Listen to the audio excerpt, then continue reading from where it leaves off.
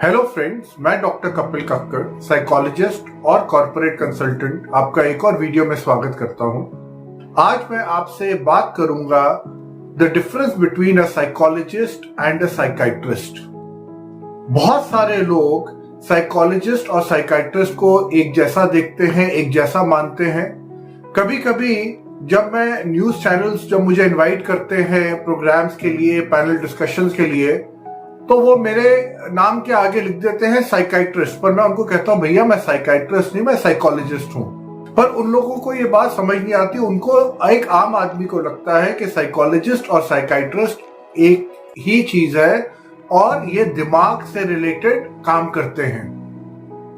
तो जहां तक माइंड से रिलेशन है, बिल्कुल है साइकोलॉजिस्ट और साइकाइट्रिस्ट का, बट बहुत बड़ा अंतर है। और मैं आपको ये इसलिए बता रहा हूं जिससे आपको पता चले कि कभी अगर आपको विजिट करना हो, आपको साइकोलॉजिस्ट को करना चाहिए कि साइकाइट्रिस्ट को। तो साइकाइट्रिस्ट वो लोग होते हैं जिन लोगों ने एमबीबीएस करा होता है, एमडी करी होती है, और उसके बाद उन्होंने साइकाइट्री एक स्पेशलाइजेशन चूज करी होती है।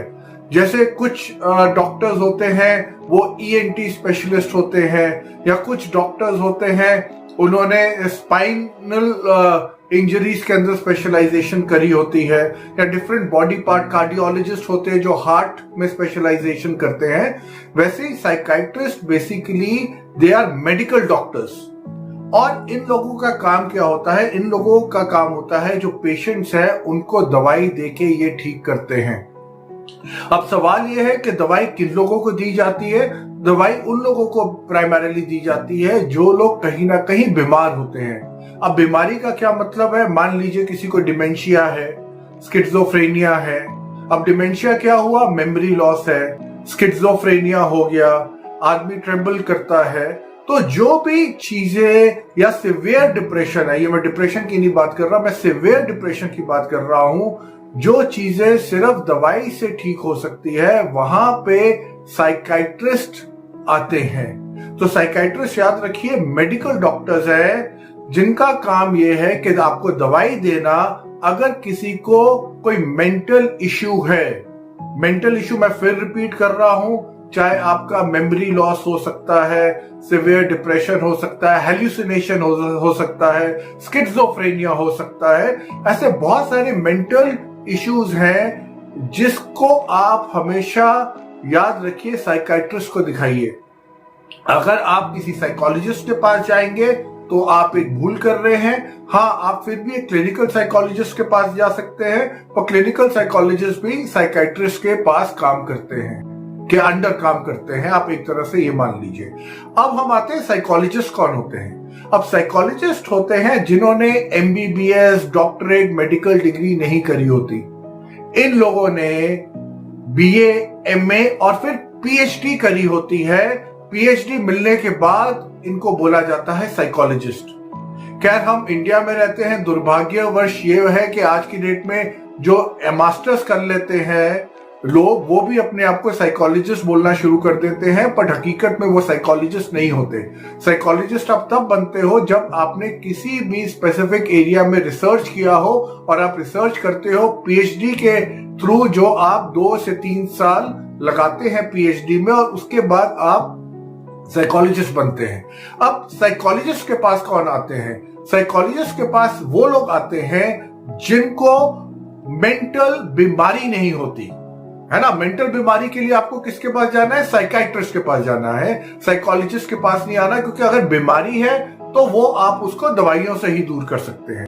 तो साइकोलॉजिस्ट के पास आप कब जाते हैं? जब आपको लाइफ के अंदर रिलेशनशिप इश्यूज हो, या आदमी को एक कंफ्यूज्ड स्टेट में हो, या उसको डिप्रेसिव या डिप्रेशन की तरफ जा रहा हो, या वो उसको समझ नहीं आ रहा हो कि मैंने जिंदगी के साथ क्या करना है, या उसको अपना करियर ओरिएंटेशन नहीं समझ आ रहा हो, या उसको प्रॉब्लम हो अपने वर्क रिलेटेड इश्यू से, किसी तरह का जो स्ट्रेस है।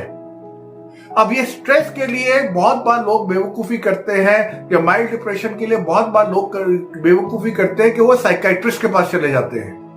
और साइकाइट्रिस्ट को, जैसे वो मेडिकल डॉक्टर्स होते हैं, उनको काउंसलिंग के बारे में, इन सब चीजों के बारे में जो मैंने आपको बोला, स्ट्रेस के बारे में उनको कोई ट्रेनिंग नहीं दी जाती, उनको हल्का फुल्का आइडिया होता है। सो इट इज लाइक जब आप ईएनटी के पास जाते हैं, ईएनटी क्या होता है? Ear, nose, throat. अब मान लीजिए किसी ने ईयर को सोचा ईयर का नहीं होता, आईज का होता है, तो क्या एक ईएनटी आंखों का डॉक्टर तो नहीं है, वो तो ऑफ्थल्मोलॉजिस्ट है। So coming back to this, लोग क्या बेवकूफी करते हैं, वो बहुत बारी एक साइकाइट्रिस्ट के पास चले जाते हैं अपने रिलेशनशिप इश्यूज को लेके, अपने लाइफ के गोल्स को लेके, अपने लाइफ के अंदर जो भी टर्बुलेंस आ रहा है, भूचाल आ रहा है, और साइकाइट्रिस्ट उसके लिए ट्रेन नहीं होते हैं। तो इसलिए आपको बहुत इंपॉर्टेंट है ये याद रखना कि आपको साइकोलॉजिस्ट के पास कब जाना है और साइकाइट्रिस्ट के पास कब जाना है। मैं फिर रिपीट कर रहा हूं, कोई भी जिसको हम दिमागी बीमारी, अब देखिए रिलेशनशिप इशू कोई दिमागी बीमारी तो है नहीं, तो वहां पे और साइकाइट्रिस्ट आपको वहां पे ठीक नहीं कर सकता, आपकी हेल्प नहीं कर सकता। साइकाइट्रिस्ट अगर आदमी को कोई मेडिकली कोई प्रॉब्लम है, जैसे मैंने आपको कहा स्किज़ोफ्रेनिया हो गया, डिमेंशिया हो गया, हेल्यूसिनेशन हो गए, तो उस तरह की प्रॉब्लम के लिए आदमी साइकाइट्रिस्ट के पास जाता है और उसके बाद साइकाइट्रिस्ट उसको काउंसलर के पास, साइकोलॉजिस्ट या क्लिनिकल साइकोलॉजिस्ट के पास काउंसलिंग के लिए भेज सकता है। तो आई होप इस वीडियो में आपको मतलब समझ आया हो। तो कभी भी आप ये मत सोचिए कि अगर आपको किसी भी तरह का मेंटल इशू है तो आप या तो पागल है या आपको कोई इशू है, और साइकोलॉजिस्ट का बेसिकली काम ये नहीं होता कि वो किसी को मेंटल इशू हो उसको ठीक करे। वो स्ट्रेस, एंजाइटी रिलेटेड इश्यूज को, रिलेशनशिप जैसे इश्यूज को साइकोलॉजिस्ट केटर करते हैं। तो नेक्स्ट टाइम अगर आपको किसी भी तरह का स्ट्रेस है, एंजाइटी है, तो साइकोलॉजिस्ट के पास जाइए, साइकाइट्रिस्ट के पास मत जाइए।